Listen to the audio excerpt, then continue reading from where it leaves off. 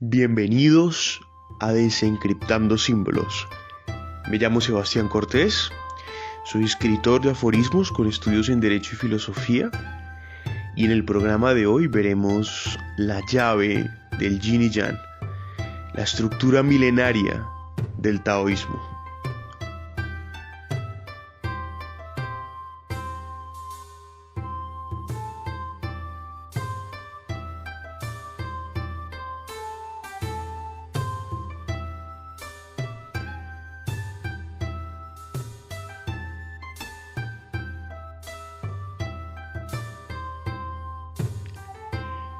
En este capítulo estudiaremos en 4 fracciones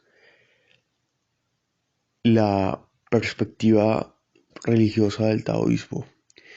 La primera, hablaremos de algunos contextos históricos. En la segunda, haremos un análisis o una topología de la violencia desde la ética del Tao y sobre todo una crítica personal a partir de mis apreciaciones del Tao. En la tercera, indagaremos sobre la ética budista dentro del taoísmo, y en la cuarta y última veremos la función que tienen los ancianos o los abuelos dentro del taoísmo. De esa manera nos aproximaremos a los significados pletóricos que tiene el Yin y Yang como símbolo de los caminos del Tao.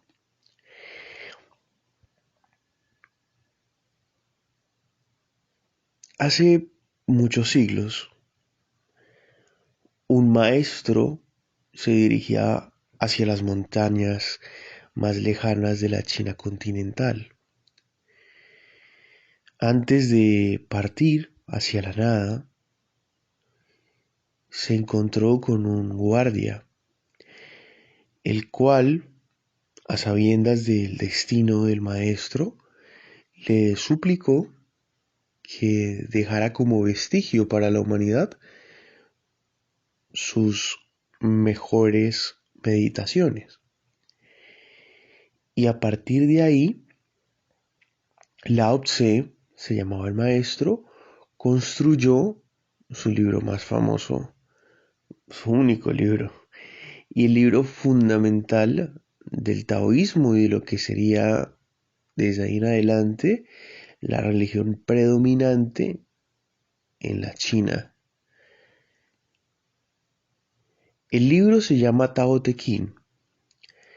Estudia una perspectiva universal, cifrada en una cosmología muy particular y absoluta, de lo que podríamos denominar como la fuerza definitiva del cosmos, a lo que Lao Tse llama el Tao. Inclusive el inicio del libro es muy radical. Dice que el Tao que pueda ser descrito, pueda ser entendido, pueda ser llamado, no es Tao. Es decir, nos presenta una suerte de discusión lingüística en torno a la experiencia del Tao y a su interpretación o concepción, en el sentido que no podemos comprender el Tao por cuanto acceder a él significaría, acceder a él desde el lenguaje, significaría perder la concepción del mismo. Esa idea manifiesta lo que en Oriente es la lógica que viene en contraposición directa a la versión aristotélica de la lógica que ha dominado Occidente a través de los siglos, desde la antigua Grecia. En Occidente creemos que las cosas pueden ser o las cosas no pueden ser, pero nada puede ser y no ser al mismo tiempo. Así, solo existe lo negro o lo blanco, lo rico o lo pobre, lo feo o lo bonito. Esa norma de exclusión entre los duales es lo que nos permite generar juicios muy determinados y sobre todo muy específicos, que sería lo que posteriormente tomaría René Descartes para forjar el método como el medio para acceder a una interpretación racional del mundo a través de esa lógica de las cosas. Nos cuesta en Occidente entender que algo puede ser y no ser al mismo tiempo, eh, o comprender la idea de lo complementario y de lo dual en unificación y en equilibrio. Ese tipo de cosas son muy extrañas en una lógica muy determinística y muy definitiva como la que predomina en Occidente. En Oriente, por otro lado, la lógica es que las cosas pueden ser y no ser al mismo tiempo. Así, los duales no son determinados a través de una norma de exclusión, sino que al contrario se complementan. Lo negro es blanco y lo blanco es negro. Porque el negro y el blanco forman un absoluto, un concepto del todo. El feo y el bonito hacen parte de un todo y el rico y el pobre igual hace parte de un todo. Esa lógica es que las cosas pueden ser y no ser al mismo tiempo. Es lo que forjó eh, una cierta tolerancia religiosa en Oriente, de la cual no hemos podido contar nosotros en Occidente, en el sentido que en el desarrollo de la historia humana de Occidente, la confrontación entre las religiones monoteístas ha sido predominante y un hecho consistente a lo largo de los siglos, principalmente en la Edad Media. Eh, En cambio, allá, si bien hay hechos aislados de enfrentamientos entre budistas, hechos muy específicos, ha existido una tolerancia religiosa debido a esa lógica. Así, hay budistas taoístas, budistas shintoístas. Nosotros ya analizamos aquí los fundamentos del budismo a través del camino óctuple, ya estudiamos las normas del sijismo y de su emblema de la Santa Espada. Entonces, hay un taoísta que puede ser sijí, hay un budista que puede ser islamista, inclusive puede ser musulmán. Esa situación es lo que permite entrever que la lógica de allá les ha invitado a ver el mundo a través de una complementación y no una norma de exclusión en la cual yo tomo una posición de poder y sobre la cual puedo determinar si el otro es malo o bueno. Inclusive esa genealogía de la moral, como la llamó Nietzsche, que tanto predominó en Occidente, es lo que ha forjado, a mi manera de ver, claro, lo mejor de Occidente y también lo peor. Lo mejor podría ser los avances tecnológicos y el desarrollo individual que, que ha tenido cierto tipo de sociedades, principalmente la sociedad europea y anglosajona, pero también ha sido lo peor porque ha gestionado una visión del mundo en la cual no es posible el contrario. Aquel que presenta resistencia, aquel que funge como el esclavo dentro de la dialéctica del amo y el esclavo de Hegel, no tiene cabida en el mundo. Y, como posteriormente señaló Foucault, vendría a ser vigilado y castigado por un sistema panóptico desde el cual la norma es exclusiva de segregación y de discriminación, porque es incapaz de comprender al otro como ajeno y como distinto, y sin embargo convivir con ese otro. En Oriente, regresando otra vez al taoísmo, no es necesario, no es fundamental discriminar entre lo malo y lo bueno, por cuanto lo malo y lo bueno al fin y al cabo son complementos del absoluto. Por eso es que el Tao no se puede explicar. Por eso es que aquel Tao que se pronuncia ya no es Tao. Porque las cosas pueden ser y no ser al mismo tiempo. Y en la medida en que todo puede ser y no ser, también tiene justificación y tiene una comprensión muy válida del mundo. Y eso es lo que vamos a ver a continuación. Explica Lao Tse que el Tao es la fuerza universal que mantiene todo cohesionado en un punto de equilibrio. Es decir, es una suerte de caricia al espíritu sobre la cual se genera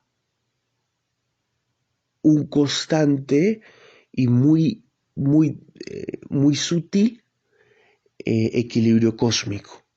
Desde ahí se sostiene todo en cuanto existe. Y en la medida en que algo se desequilibre o algo sea extremo, tiende hacia el equilibrio. Eso quiere decir que el destino final de las cosas no es un cielo, ni un infierno, ni es alcanzar un paraíso, sino es alcanzar una armonía con el equilibrio cósmico de la fuerza del Tao. El Te, que sería como una interpretación cercana a lo que las religiones monoteístas de Occidente conocemos como el Espíritu Santo. Allá el Te es la fuerza del Tao, la fuerza ejecutiva y administradora del Tao. Tiene como función aproximar a los seres hacia Tao, llevarlos hacia él. Y por lo tanto, en los mantras y dentro del taoísmo en general, se busca acercarse a Te para que él nos lleve hacia Tao. Algo fundamental del taoísmo es que el significado de Tao es algo cercano a camino, no es como un dios, no es un dios en realidad, sino es una suerte de camino. Entonces,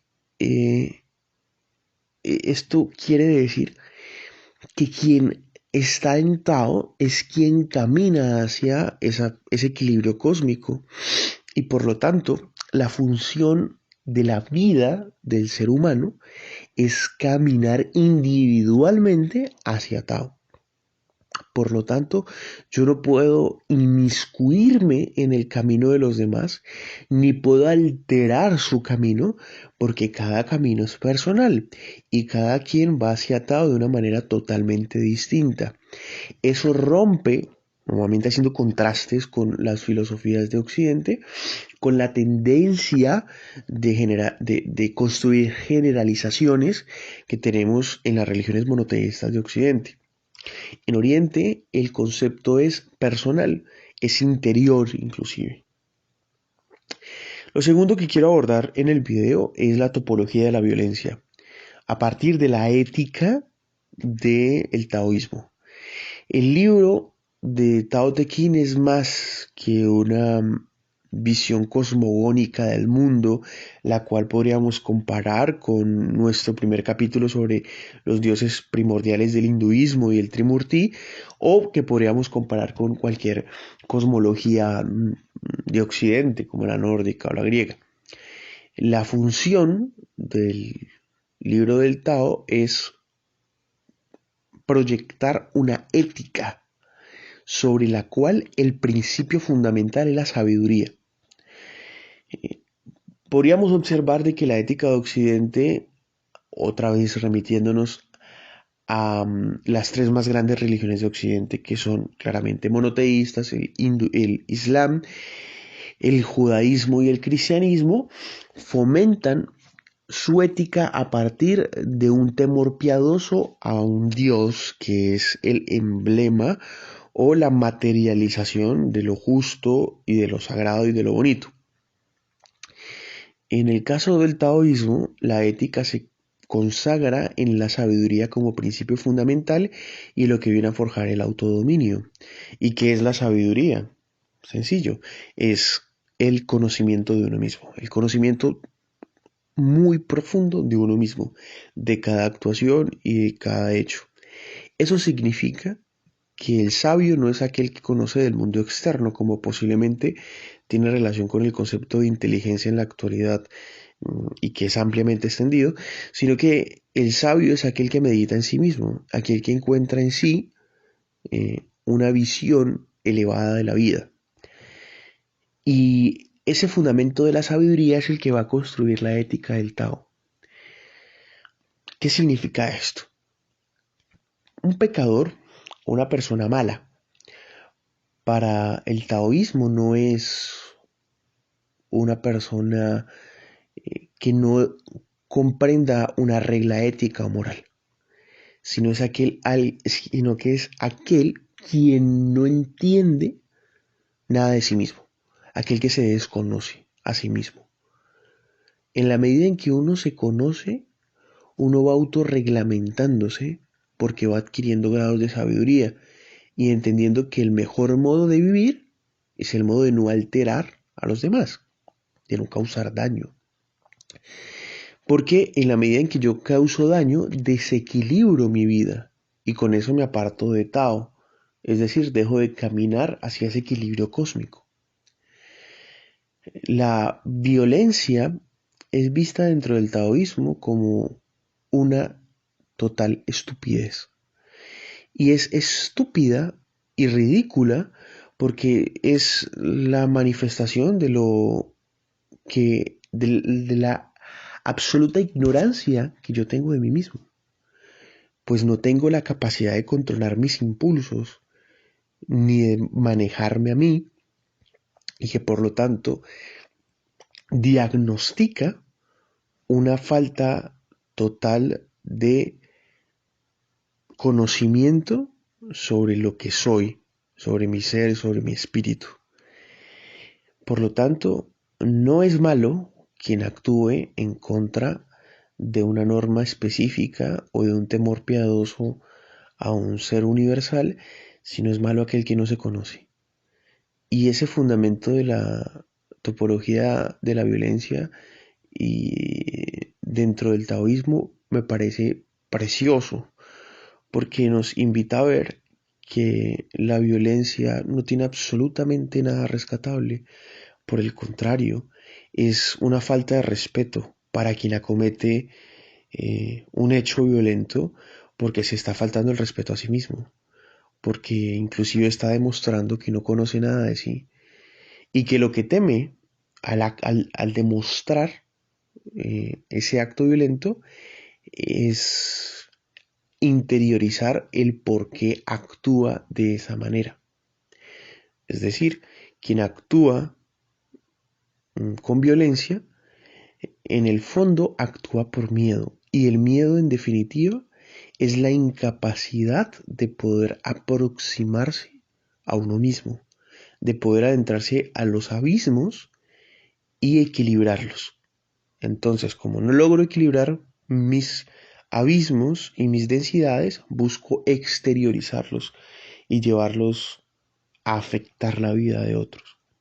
Aunado, y esto podríamos asemejarlo con la perspectiva filosófica de Hannah Arendt, en el taoísmo, quien acomete la violencia solo demuestra su incapacidad de cuestionarse. Quien se cuestiona, piensa, reflexiona y actúa en torno a la búsqueda del equilibrio y entiende que el causar daño a los demás no va a generar absolutamente nada bueno para su vida. Por lo tanto, según esta línea que llevamos, en el taoísmo, quien actúa de forma violenta solo demuestra su incapacidad de conocerse a sí mismo. Es decir, es vergonzoso, es avergonzante, es ridículo y es patético. A mí me parece, en lo personal, bellísimo esa definición porque presenta la vida desde un tono inteligente y no solo desde una norma de exclusión o señalamiento. No es decir que el malvado es malvado por el hecho de ser maquiavélico o estratégico o astuto o taimado para hacer cierto tipo de hechos, sino que al contrario, está utilizando toda su capacidad para algo realmente ridículo. Lo avergonzante del mal dentro del taoísmo me hace entender que la vida no necesariamente se construye a partir de normas morales muy específicas y muy determinadas por un Dios uniforme, sino que nos invita a ver el mundo a través de un conocimiento personal y que en la medida en que yo me conozco, me inquiero y me cuestiono, principalmente me cuestiono, tengo la virtuosidad de poder acercarme al equilibrio, entendiendo que todo daño causado a los demás me aleja de la paz que me genera el camino equilibrado y armónico y sutil del Tao. Por último, quiero hacer referencia a la función de los abuelos dentro del taoísmo. En el taoísmo, los ancianos son los seres del crepúsculo, son los únicos dignos para hablar de la vida. Ellos son los que han experimentado toda una serie de historias a lo largo de su paso sobre la tierra y que por lo tanto los convierte en los seres con el suficiente tiempo como para inquirirse sobre sí mismos. Y algo muy bello de esto es que en la medida en que uno va envejeciendo, va perdiendo las fuerzas, pero va quedando mucho tiempo para pensar. Y es principalmente en la vejez donde la persona empieza a inquirirse sobre su vida. Esa situación de inquirirse y de asomarse a los abismos, sobre todo a los errores, es lo que genera sabiduría y por lo tanto son los ancianos los seres son los únicos seres con la potestad de poder hablar de la vida y de poder dar su comentario definitivo sobre la existencia. La palabra del abuelo dentro de los caminos del Tao es supremamente importante. Inclusive podría decirse que es la guía hacia el conocimiento superior, porque ellos han tenido el tiempo suficiente como para reflexionar de su paso sobre el planeta y poder dar los consejos más certeros. A diferencia de la lógica de consumo y de la inmediatez en la que estamos inmiscuidos en Occidente, en la que nos encontramos absorbidos dentro de un panóptico de inmediatez y sobre todo de vertiginosidad constante, en Oriente la visión de la vida es sosegada en la medida en que el anciano es el referente, no de inmediatez, sino al contrario, de preludios, de ausencias, de espacios, de espera, de ensoñación y de melancolía. Esa visión del mundo le permite a Oriente comprender que no es necesaria la inmediatez o la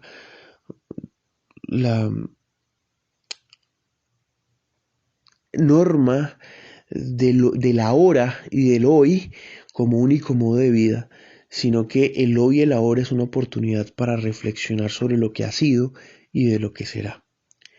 Esa es la función de los ancianos y por lo tanto son los seres del crepúsculo, son los seres que se están acercando al final de la vida, son los seres que se encuentran al borde de la trascendencia con Tao. Entonces ellos son los únicos con la capacidad de decir algo o no sobre la faz de la Tierra. Eh, por último, quiero hacer referencia a la belleza y a la estética del taoísmo. Si uno observa con mucho cuidado la obra, sobre todo las artes plásticas que simbolizan los caminos del Tao, presentan una sencillez preciosa, una sencillez maravillosa. Un símbolo como el yin y yang en realidad es muy sencillo. Son dos colores en contraposición y en unidad. Esa unidad armónica del absoluto que fundamenta toda la teoría del taoísmo. Entonces, los símbolos, inclusive las artes plásticas del Tao, son muy sutiles y siempre buscan cierta armonía y sobre todo cierta simplicidad eh, preciosa que hace al mundo tan maravillosamente tranquilo y que nos da la oportunidad de adentrarnos dentro de escenarios y conectar con la naturaleza y con la suavidad y con la ternura de un paisaje o de un amanecer o de cualquier otro tipo de semejanzas que conecte con la naturaleza, entendiendo que la naturaleza es lo próximo que tenemos para conectar con ese equilibrio armónico y que la naturaleza representa ese equilibrio de las cosas que inclusive podemos encontrarlo en el principio de entropía dentro de la ciencia contemporánea. Muy bien, esto ha sido todo por hoy. Cada vez que veas el yin y yang, ya no solamente verás un símbolo de lo dual, sino que también podrás comprender otro tipo de situaciones que lo rodean. Y en ese sentido es mi aporte en este video de la primera temporada. Seguiremos estudiando símbolos del absoluto con otras corrientes religiosas del mundo. Y con este video cerramos nuestro capítulo de las perspectivas espirituales de Oriente. Esto ha sido todo por hoy. Si te gustó el video te invito a que les like y lo compartas, así me apoyarías mucho en mi canal. Muchas gracias, nos vemos en la próxima.